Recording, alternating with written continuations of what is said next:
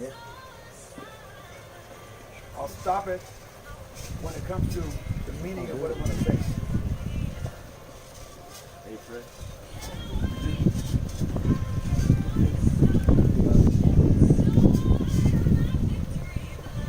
Here you go.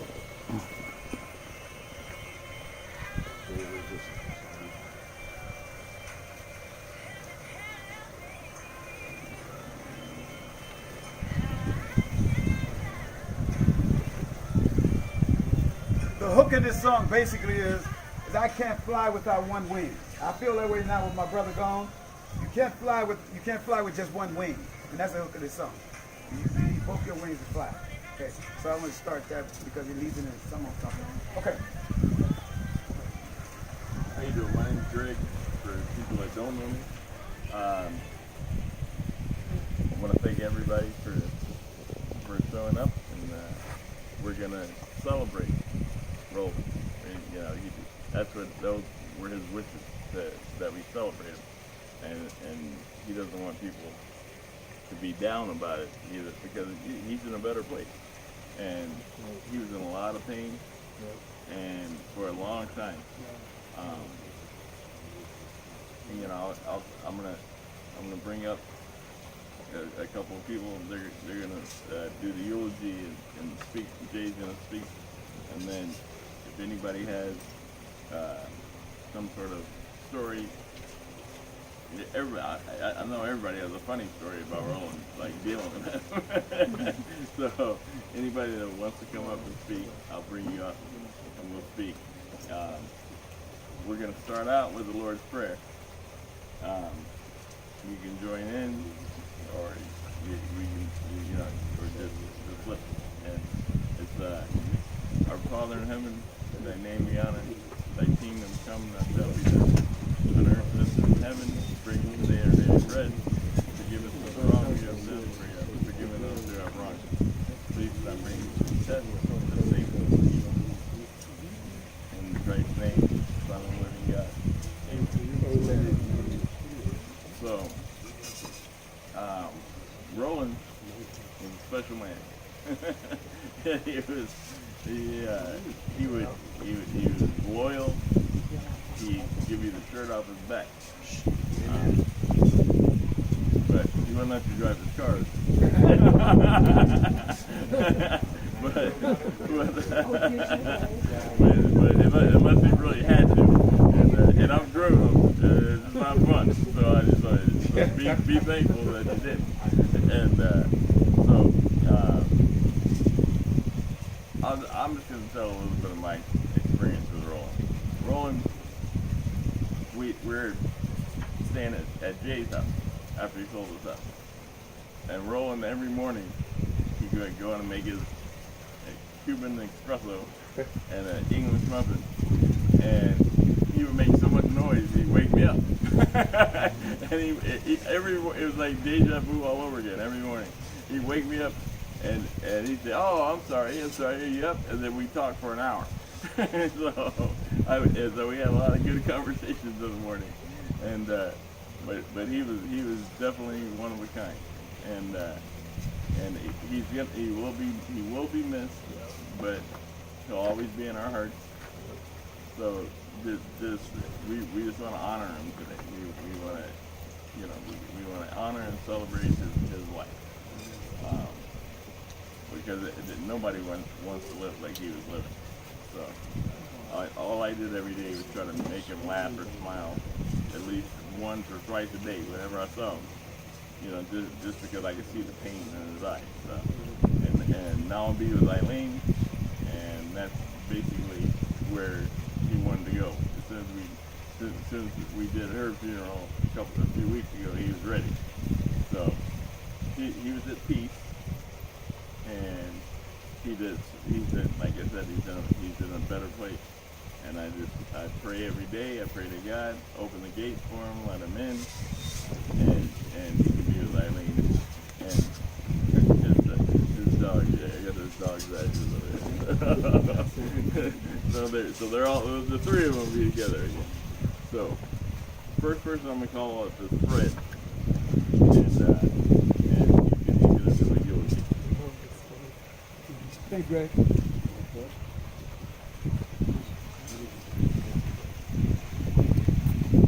Hi everybody, how are you?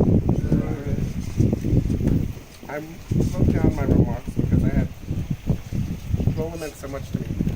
So just want to welcome you. We're gathered here today to celebrate the life and mourn the loss of our dear, dear friend, Roland Borrato. I knew Roland for about 13 years. As all of you know, he was a very complex man. He wore many hats in his life. He was a very clever attorney. He was a genius in real estate. He was very proud immigrant of Cuba, but even prouder of the country he came to love and embrace, the United States. He was a man of great knowledge, and I'm willing to bet there isn't a person here who was not lectured by Roland with a story from his past or his opinion of world events or some detailed, sometimes unsolicited advice to you on how you should handle a problem in your own life. And in these fast-paced times, when we're all glued to our little screens and our little phones, and these little snippets of mostly nonsense from the internet, Roland was the long version that we would begin listening to politely, sometimes impatiently. But after hearing it, I think we can all agree that his stories are always valuable, interesting, and a worthy solution to whatever current problem we had or issue we were discussing. But I'm really most reminded of his dedication to the absolute love of his life, and that was Eileen. Most of us here are probably further along in life than we'd like to be. And that means many of us, including myself, are or have been tasked at one point or another to providing the main source of caregiving for someone. So think of dear Eileen. She was severely disabled for much of the past 15 years or so. Very disabled. She had to be walked everywhere, fed, carried. Her personal hygiene had to be tended to. And like many people in her predicament, she could often be moody, surly, and even borderline abusive. But this wasn't Eileen, this was her illness. But did that stop Roland? Not only did it not stop him, it drove him. He cheerfully, gladly sacrificed everything for Eileen. How many men do you know that will go visit their best friend, like Jay, and not only bring her along and slowly walk her into the house, but he would also manage to make sure she got up that long staircase in Jay's house so that she could visit too on the second floor. There was no leaving her behind. She wasn't left in the car. She wasn't left downstairs. And God forbid, she wasn't left home with a hired caregiver to serve as a babysitter. Roland took her everywhere. And if you think hard enough, you'll remember the love he had in his eyes whenever he was with Eileen. She wasn't his burden, she was his joy. So why am I talking so much about Eileen? When she passed away last fall, he blamed himself. It broke his heart. It was at that time that I began spending many, many weekends and some evenings with him at his home, helping him get things ready. He wanted to sort through the things that were left behind and the things that he knew he'd be leaving behind. And he would break into tears, remembering her. I know Jay and Greg and Mimi and all of his close friends would listen with love, patience, when he would just agonize over his loss. But we would always console him with the truth. It wasn't his fault. Eileen passed, it was her time, and the time comes for all of us. But he had a lot to do with her life, and for that, there's a special place in heaven for Roland. We spent a great deal of time wrapping up his affairs last fall and winter. Fighting cancer himself, he knew his days were numbered. But he was determined not to give up until he knew his affairs were settled and that he had taken the steps to ensure his remains would spend eternity with the love of his life, Eileen. And so here we are.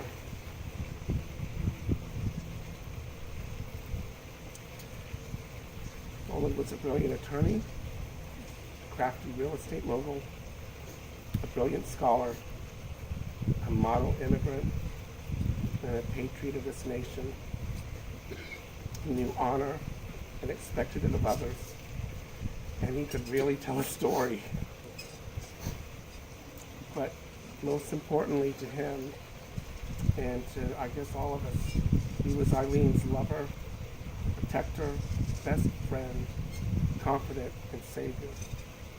He had cared for her in life and after life. And when his work was finally done, he knew at last he could rest in peace. The last time I saw him a couple of weeks ago, I saw that look people have. I'd never seen him with that look before myself then. But I also knew he had settled his business here. He was ready to go. And he wanted to be reunited with his dear Eileen. He gave me a book that day, and we had promised to talk about it after I read it, because we both like to talk politics. Well, we're never going to have that conversation. But Roland left me a greater legacy of all the time we spent together. And he left a legacy with everyone gathered here today.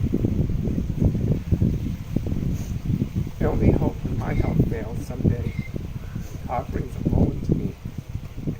Because no one ever created a better friend or companion than Roland Borrato. So Roland, I say, God bless you. Rest in peace. And may we all rejoice in seeing you and Eileen again in the company of our heavenly host, with bodies repaired and health restored. The world is sadder, emptier, and quieter now, and we're honored to have known you.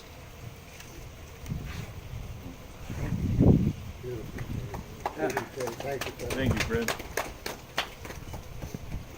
So, Jay Pugh is coming up. He's going to say a few words, and it's Roland's best friend.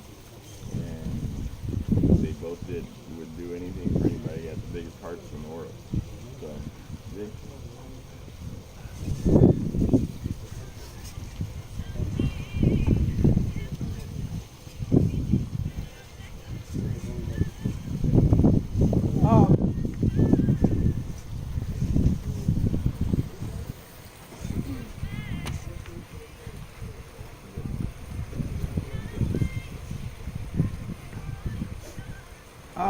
Brother Roland, every morning I woke up,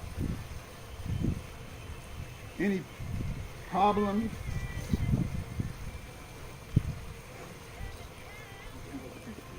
anything that bothered me, I could pick up the phone and I can call Roland. He had an answer for me. He had comfort. He had comfort. Knowing that I had him was enough to keep me going. Knowing that I could depend upon him was enough to keep me going. Knowing that he could be so honest and so giving, it was enough to keep me going.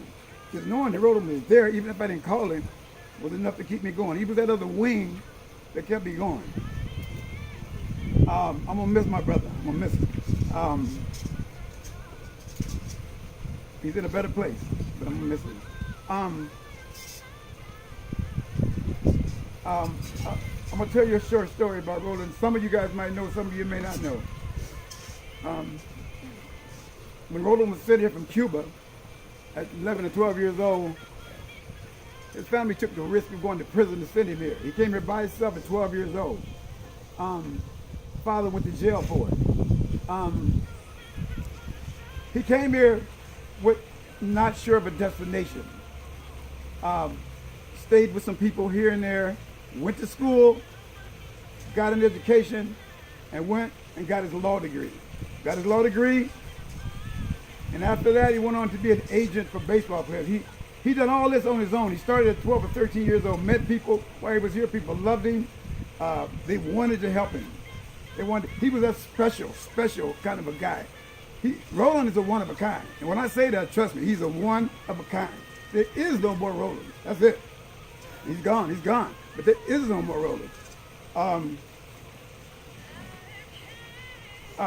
Man, I got some comfort in knowing that he's not in pain. And I got some comfort in knowing he's home with his dear love. He's with the Lord and he's with Eileen. So I got some comfort there. But, you know, I mean, he's not here. In spirit he's here, but he's not here for me to pick up that phone and this is his phone. You may think he's crazy. I get on my phone and call his phone sometimes. I know he's not going to answer, but I call his phone anyway. Okay? Because it was something that I do every day. I call Roland's phone, even though he's not going to answer. One time he answered. That kind of scared me.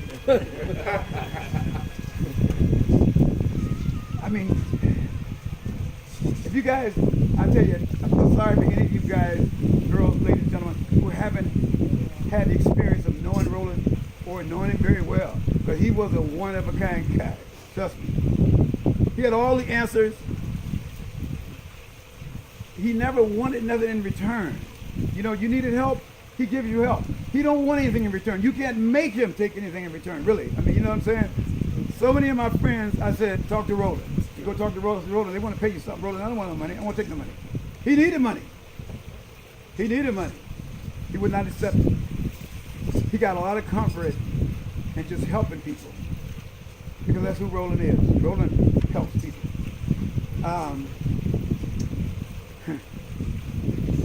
Man. I'm going to read this here from me and Brother Roland. I'm going to read this here from me and Brother Roland. You can share tears because he's gone, or you can smile because he has lived. You can close your eyes and pray that he would come back. Or you can open your eyes and see all he's left. Your heart can be empty because you can't see him. Or you can be happy for tomorrow because of what you've seen yesterday.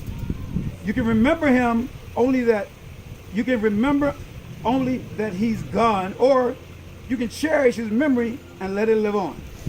Or you can cry and close your mind and be empty and turn your back. Or you can do what he wants. Smile, open your eyes, love, and move on. Not to be forgotten, but Roland spoiled all of us rotten. Not to be outdone, but we was all his number one. In closing, we can smile now because it's a celebration of life. But now my brother Roland went home to the Lord and his wife. Thank you, guys.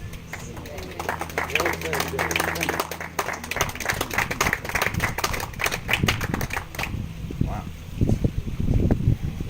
So,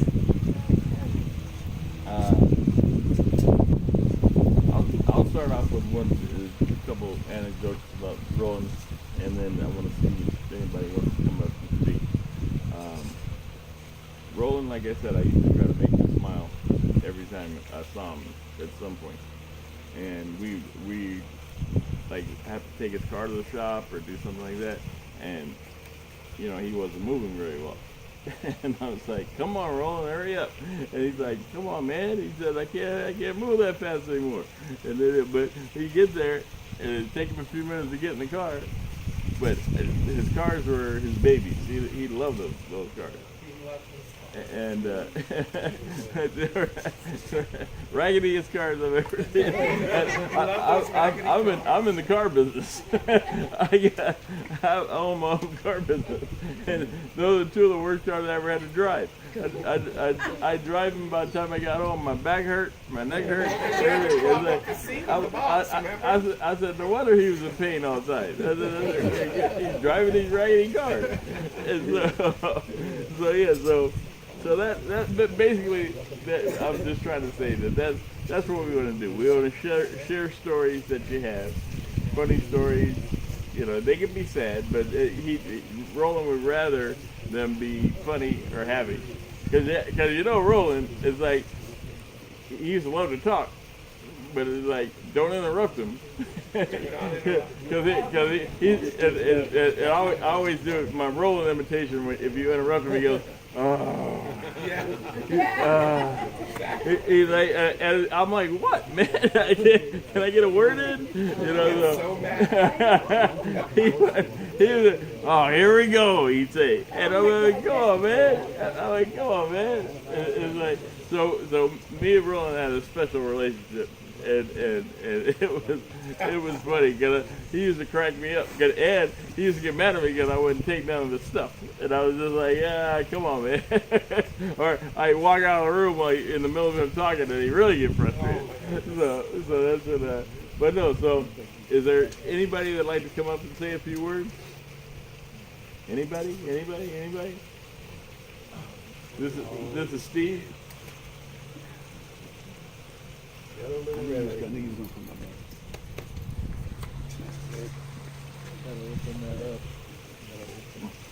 Boy, what everybody is saying about Roland,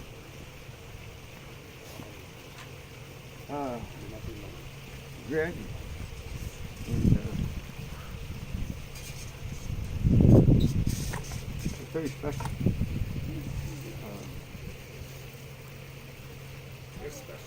He and I, we've known each other for probably, 12, 13 years, I guess. But I'd always see him at Jay's,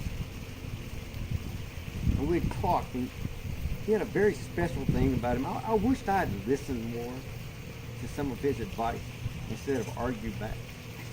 You know, but I do. But and I know that. The two of you could argue. Yes, we could. You know, and I wished I'd just taken a break and just really listened to this wonderful man. I truly did love. There were times that I'd actually look forward to these conversations. I don't know why, but he will be missed by all of us.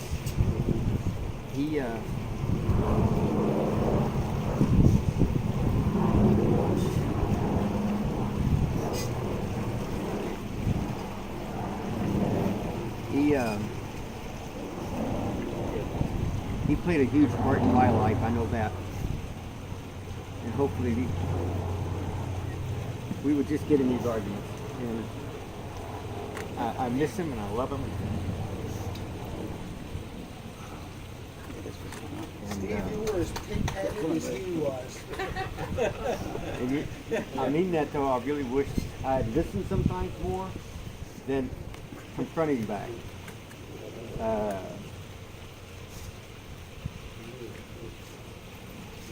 Well, he's left you speechless. Yeah, he has. Which is rare. Yeah, he has.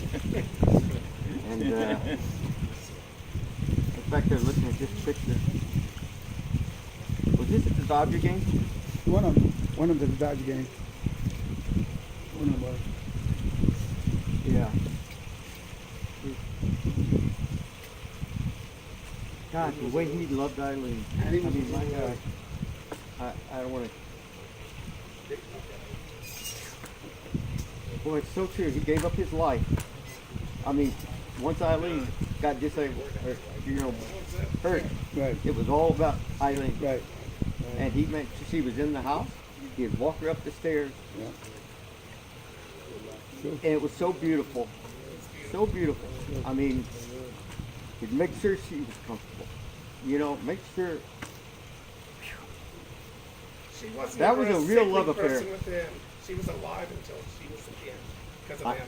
Oh, no, I know. I didn't say the end. Yeah, but you know what I mean? Yeah. She was never. No, I know. I've had many a talk with her. But they had a real love affair that lasted. Let's go back now. I mean, it's still going. I don't know. Amen. I'm a little speechless here, and I apologize, but It's okay. Roland's watching you, brother. I know. Roland's watching you. He'll be with all of us. Yep. He'll be with all of us. Thank you, brother.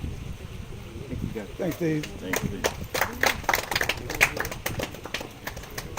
You know, the two things that I learned never to talk to Roland about was politics and religion. Oh boy. Oh boy. He was the biggest conspiracy theorist I've ever heard in my freaking life. And I used to have to say, okay, I'm sorry I brought it up, man. I'm like, come on, I don't already care. But he's always, something's always, he's got a story about, you know, politics, how the man's doing this and that, and yeah, I'm like, okay, gotta go. And I used to wait when Greg walked in. I used to wait. I got comfortable because I knew Greg was gonna come in and talking that. I knew it was gonna be on after that. So I just sit back and get ready for a laugh, right? Because he wasn't gonna win. I knew that. Well, plus he wouldn't let you get a word in edgewise. Right, And I was like, come on, man. If you're going to debate somebody, the other person has to have a chance to speak. No. He's like, oh, no. No way. And then he did a rolling face. Oh, man. Right, that's his favorite. That's his favorite. Anybody ever see that? You guys ever witness that? I know, Leanna, you've seen it, right? Yeah.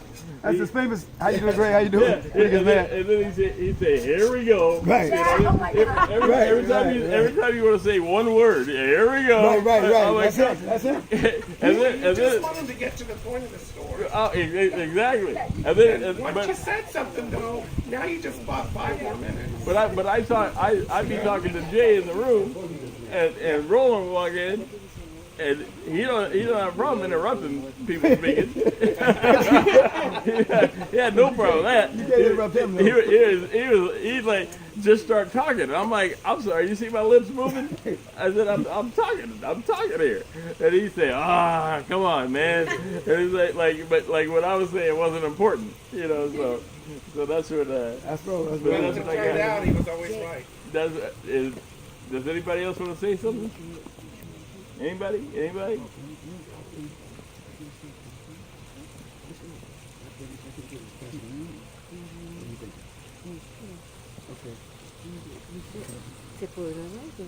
So you guys, Lucille want to show you guys some younger pictures of Roland. All of it right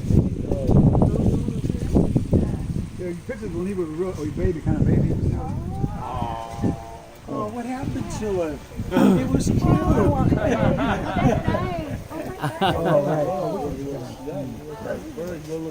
Oh, look at it. One moment. That's what we should have had on the big screen.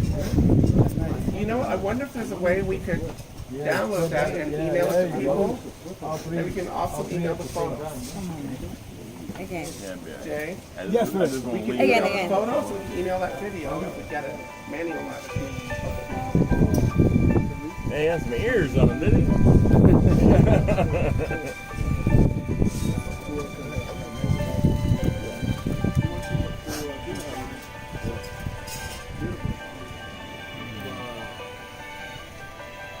It's very beautiful.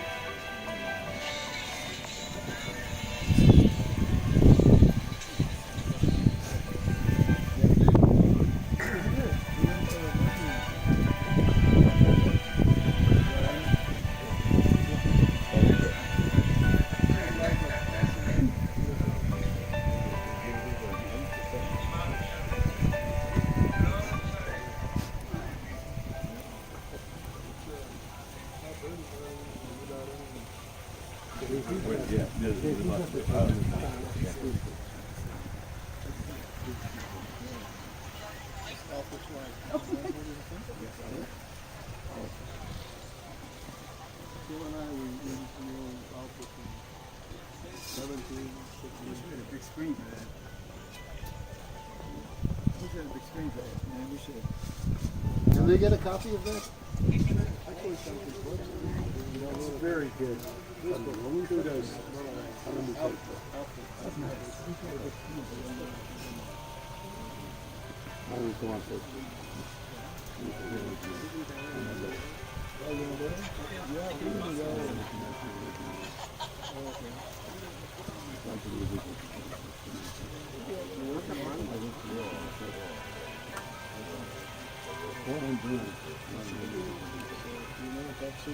Because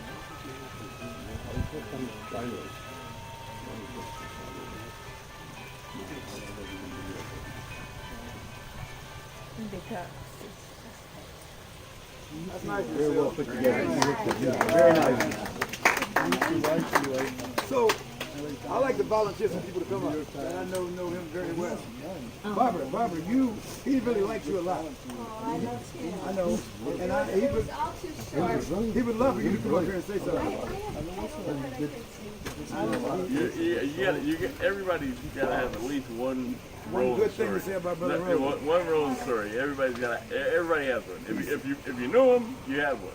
He said make sure you were here. I wish that. It doesn't have to be sad. It can be funny. It is sad. That's the part I don't Now, want what to say about him? anything sad. Yeah, when I had met him for the first time, I was so fortunate that Jay's such a wonderful guy that he introduced me to Roland, and he helped me with some legal issues, and I know exactly what you're talking about with the way he treated Eileen, and she didn't seem like she had any problems, at all. She was perfectly happy. She was smiling and laughing all the time when they were together. And he gave me great, I hope I still have some of the messages when he told me, what I should do as a consultant. I would make sure he was so thorough and so wonderful. And then and Eileen passed away, I think about 2 or 3 weeks before my husband did. And when I came down off of the stage, where he was laid out, the first face I saw when I stepped out was Roland. And that he made it, that he didn't even know you for that long, and that he came and stood by me. So, Mr. Roland. And that's another situation, you guys. He didn't want anything. No. And Barbara's not to blow Barbara's identity, but Barbara's got quite a bit of money. But he didn't want anything. He knew she had quite a bit of money. He didn't want anything. Oh, don't do that. He just loved to help people, man. That's just who he is. There's no more Rolands around. Everybody wants something. Roland loved to help people. He got satisfaction out of knowing he helped you. Well, he helped me when Jack died with that house.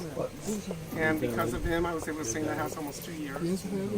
And he helped me after my mother passed with her estate. Didn't ask me for anything. This is hard. But because of the way he was, you didn't even think. I'm Harvey. I've also known Roland quite a while, 15 years. Like to say he was one of the most brilliant people I've ever met, and one of the nicest. And I will dearly, dearly miss him. Dearly. And I was also one of the people he helped with problems. When I needed help, he was there for me. As recently as 3 weeks ago when I had a problem, he dragged Jay over to my house. And I told him not to come over at 10 o'clock at night. Never known anybody like this.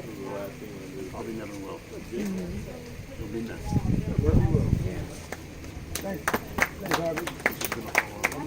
No, Harvey, you mess around? that's supposed to be open wide. I think it's probably coming up. So Liana knew him very well. I know, but I don't. You don't want to get up here. And Al introduced us. Who introduced you? Albert? Albert? Well, Albert, hold on. I thank him for that. Hold on. Albert known him longer than anybody here, am I right? Yes. Albert, you gotta say something, brother. He's known him longer than I have. I've known Roland a long I time. didn't know that was Albert right there. Come on, man. He's known him a lot longer than I You have. can't be messing around. Well, Albert, you know the story about him as a kid. You know that story? Yeah, I met him when he first came to LA, I think he was 16, 17 years old. Wow. And I went out and bought a Doberman, and he went and bought a Irish setter, and he named him Cerdo. Because he always had these, Vanzetti, Cerdo, all these different names. Like, this is wrong. Yeah, I was a little bit ahead of him in school, and he got in the writing club, and he would come over and show my mom the newspapers that he wrote, and how he went to East LA College together, and he started getting in the debate club, and then from there he went on to I think he went to Santa Cruz.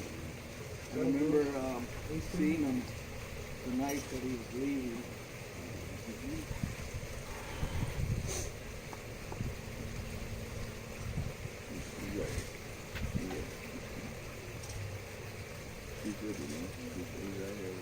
He's right here with us, Alfred. He's right here with us, brother. Right here with us.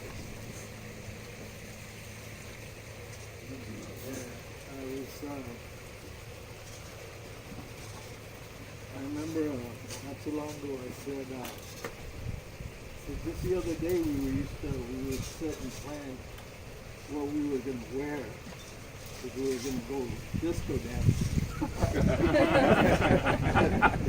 Wow, that's long ago. and then I said, Was Jay there? and then we were saying, now we're talking about, he's sitting there telling me what he wants me to do when he passes away. I says, how funny how one day, just a little while ago, we were talking about getting ready to go out, and now we're talking about what, those final days. There's so many stories that I can say. He knows it too, because we used to go. I used to work at the Point After Studio City, and we used to go dancing there all the time. Roland was dancing. Yeah. You know what you said? You know what you You should. You got the footage of that. Listen, he wasn't boring if he caught Eileen. Yeah, Because she was hot.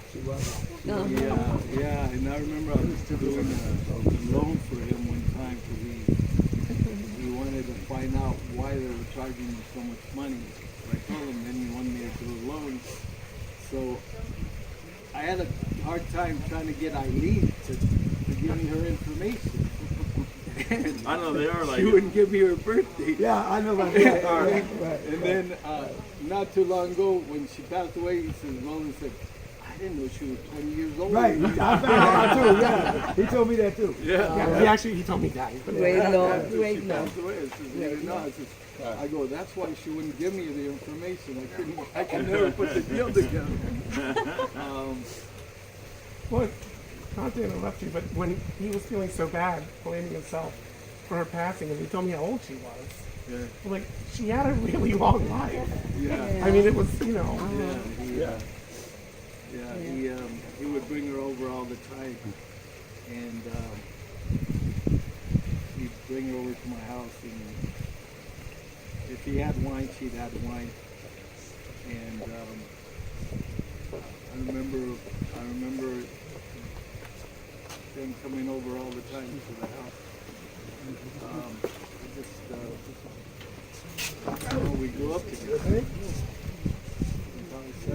16 years old we were.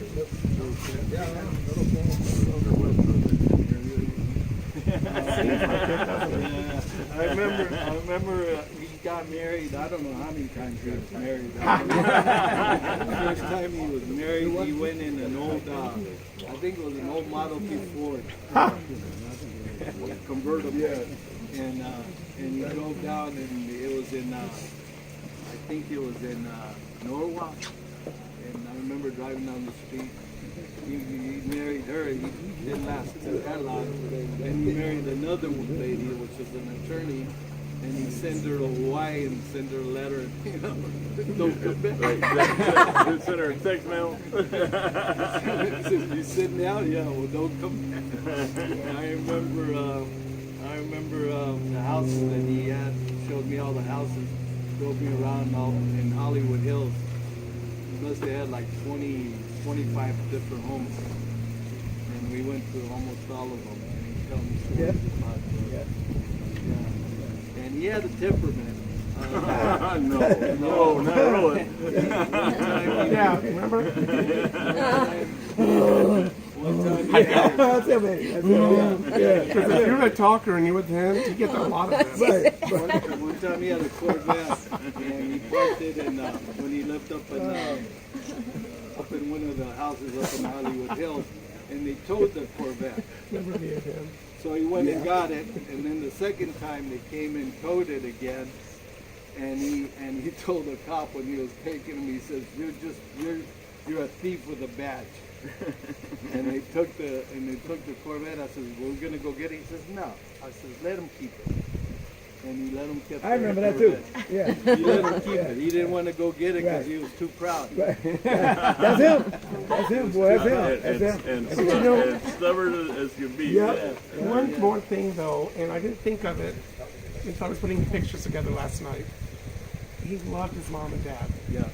Yeah. He worshipped the ground they walked on. And I'm sorry I didn't include that in what I wrote about him. Yeah. But he loved his mom and dad, and he loved Irene, which was with everything. Yeah. His dad used to work at the Shell station. Yeah, And he used to work till 10, 12 o'clock at night. Yeah, he told me that. So he could pay his school so he could go to college. He worked at my house. Oh, that's how he went to college. His dad paid. His dad paid for it, and then when he got, I think he got a scholarship, and he went to Hastings. Hastings. Hastings, right. He went to Hastings. Yeah, he's got awards Yeah. and plaques and stuff on his wall. Yeah, Jay told him that before he passed away, we were over at his house. He said, "Oh, I want those diplomas." He said, "I'm going to change the name on it." Attorney at law, J.Q. Well, you can keep this apartment's going to be paid for 3 months. He can come over, but I don't want you bringing any women and sitting on my couch. Yeah, that nice couch right over there. He said, I don't want no women on my couch. The couch was like his car, is raggedy. Raggedy. Yeah, that was him. Thank you, man. Okay. Okay, Brother Bob want to say something. Thank you, Alfred. How you doing, bro? Great.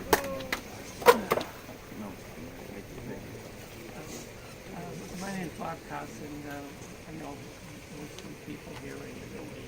I was a good friend with Edric, and so, like a lot of us, we know Roland through Jay and the parties and things at his house. Generally good times. And Roland and I didn't know each other that long, maybe a year or so, but we sort of had a special relationship. Actually, Jay and I come from the same neighborhood in Queens, so unfortunately Trump also comes from Jamaica. So we have a lot of perspective from the generation together. But Roland and I talked. Oh, see, Roland when they said, don't talk about it. Roland said, come on, man. Greg, you break it down. Roland said, come on, man. What Roland said? Roland said, come move it on. Huh? That's a message. Roland didn't know I'd be speaking here today, and he ended it up. So bear with me. But I love Roland. We all do. When you come to a service like this, it's not his. It's our lives that we're healing, like Jay said. And Roland's in a better place. And Roland is in a place where he can understand. And some of us, you want to tend to think that you feel remorse that you didn't express the things you might have liked to say. And it reminds us also of all other losses in our lives and how we missed being closer or saying, sharing feelings that we would have liked to share before people passed on. And that reminds us of those times. But my message to you and to myself is that when people pass on and go to a place of greater understanding, they know what's in our hearts. And they know what we would have liked to say. So there's no remorse because they know all. They know how we feel. And that's what I share with Jay and all the people who are not. We all knew that Roland was passing, and he did. And we don't all get that message ahead of time. It's true. And he dealt with it honestly, nobly, courageously. And the thought I shared with Roland was that I want to share with you is that, and I'm a survivor. I've had cancer 3 times. And there's a reason why I'm here. And I help people. And Roland helped me. And I said to Roland, you'll know when your battle is over. When you don't need to fight anymore. You'll know. And it's okay. He did know. It's okay to let go. Yeah, thanks, Bob. Thanks, Bob. Steph, what's that? Steph, So, you want to share some, Steph? Come on, Steph. I'll take 1 second. All right, go on, Ernie. That's Ernie, Steph. Yeah, Roland was really a good guy. And tough love, you know. A lot of tough love. For your own good. And very caring. And that's all I have to say. Ernie, him and Ernie, you know why him and Ernie got into it so much? Ernie goes into his house, right? Yeah. Ernie goes into his refrigerator without asking and started eating food and drinking stuff. So I said, Roland, Ernie, he's a good guy. He don't mean no harm. I said, he's harmless, Roland. But you know, I calmed him down. But he was, Jay, what's going on? I said, no. but Ernie, he does me like that because we're that close. So he figures anybody I know, he can do the same thing to. So but you know, He's a good guy. he loved it. I lost a lot of food behind there. Well, listen, that's, go on, Steph. When Ernie was on that refrigerator, that's the only other time you get this. What? The face thing. The face thing, yeah.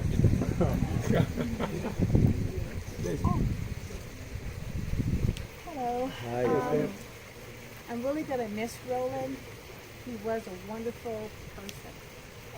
We always had some heavy discussions about taxes. I was his accountant. And he hated the IRS, and I would discuss with him as much as I was. We always had a plan, which is love, you know, because I don't believe you should pay them anything you don't owe. And if you do owe them, we're not paying them a zilch, okay? There's a way around it. So he admired that about me. I remember the last time I saw Roland, I had visited him at his home.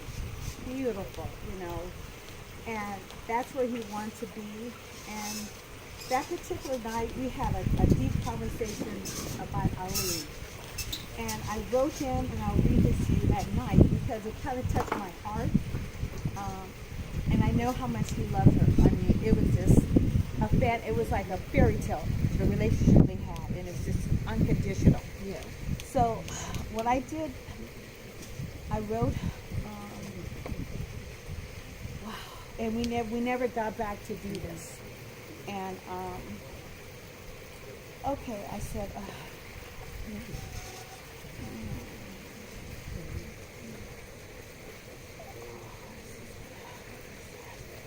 okay, I said to him, I said, Roland, it was nice seeing you today. You have a great place. I said, listening to your story about your life with Eileen was so wonderful, a love story. I said, we don't have that nowadays, unconditional love. I mean, the way this man loved her was unconditional. Most people, when you get sick and down and out, you're gone. Yeah. Or you have someone else on the side to make up that time. So what she can't do. Yeah. But this man, oh God, it was just wonderful. And I told him, I said, if you want to please give me details, people need to know about your unconditional love story with Eileen. And that's what we're missing today in our life. So I just want to share with everyone because, I mean, if you knew him, you knew how he basically was with her. It was just unbelievable. Thank you. To say Roland was stubborn, conversational, that'd probably be the way to put it. He used to talk to me about his cars, and I told him, I said, Roland, I give you a discount. I get, cause I'm in the car business. That's what I do. I give you 25% off, no tax on parts. I have my guys work on your car and save you a bunch of money.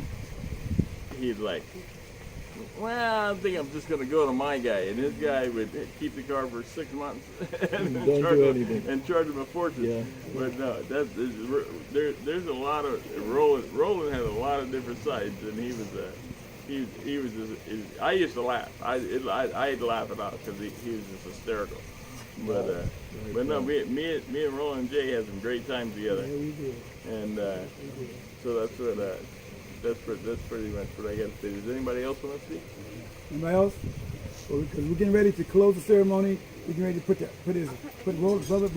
Brother Roland away, and no one else has anything to say. And you guys can take pictures or do whatever you want as we put him away. We're going to go. He's going to bring. When we give him the word, he's coming right back here, where Sister Eileen is. He's going to open this up right here, and that's where Brother Roland is leaving us right here. And we have some stuff that we want to put in, if it'll fit. We have some stuff we want to put inside there. He gave direct orders to have him on the left of Eileen. I wrote it all down. He made me write it down. No, he drew a diagram. Yeah. He had a diagram. Yeah. I've got it in my trunk. So he wants to watch here and this, okay? So if no one else is going to talk, we're going to go in and put him away. Did you, Jay? And this is his dog. Yeah, Vansetti. Hey, Jay, did you get his chain from the hospital? Huh? Did you get it? The chain he had on? Well, he got a chain. In the hospital? Yeah, he got a chain. You got it back? Yeah, we got something. No.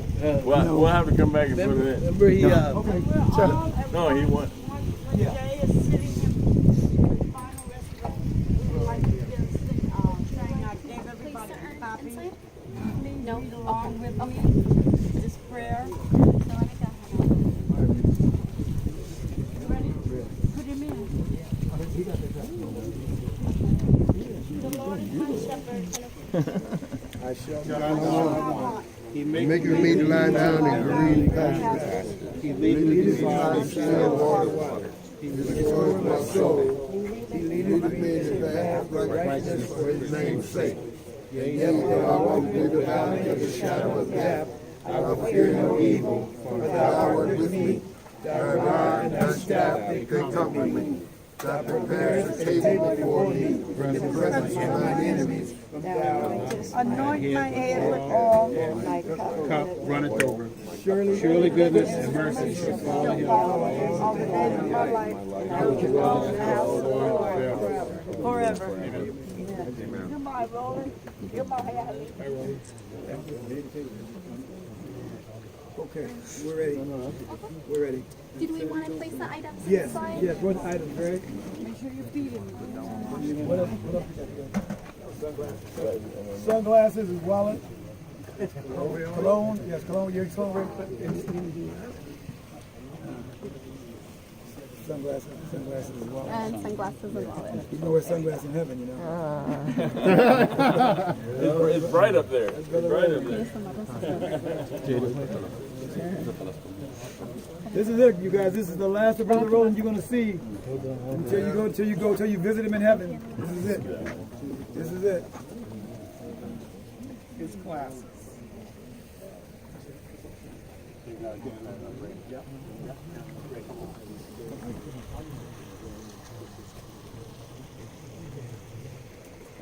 got everything in there, you guys? Everybody get pictures? After everybody get the picture, they get ready to shut it up. And he's going to be gone then. He's going to be gone. Danny, you got it? I see you, my brother. I love you and I'm going to miss you, man. I miss you, brother. We'll be back together again. Brother Roland. Thank you, man. You're a good man. Thank you.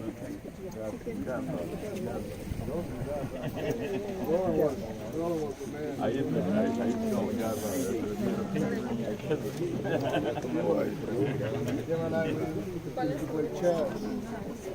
Back in the day, he was a great player. Touch it, man. I know you was best buddy.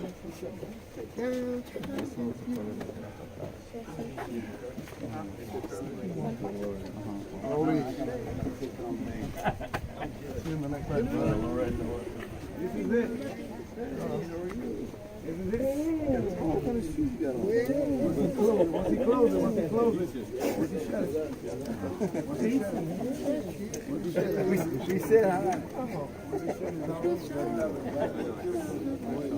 very good. Oh, that was very sweet.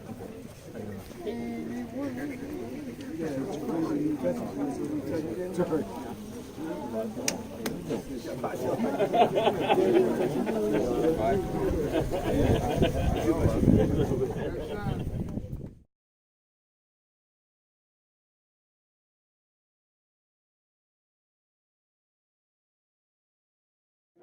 There you go.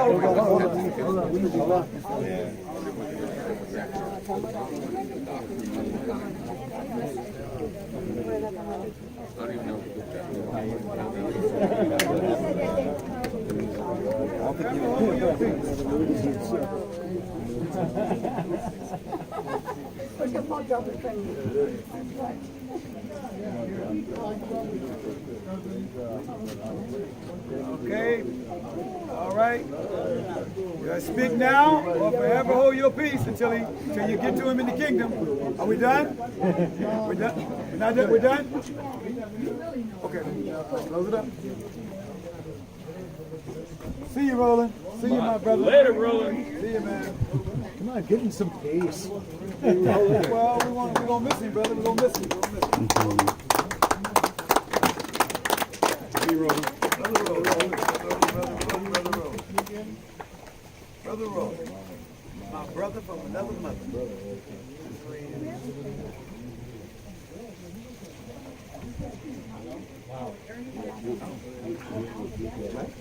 Yeah.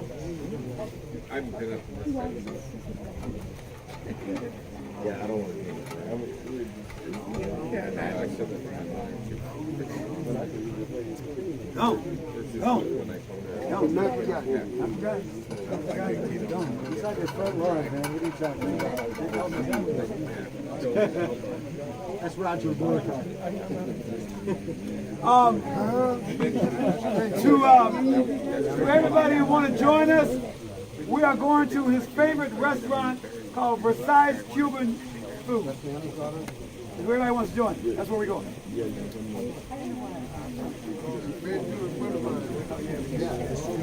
In Encino, Ventura Boulevard in Encino, Versailles. Google it. Exactly. All right. We're done here. Thank you everybody for coming. I see who I see at the restaurant.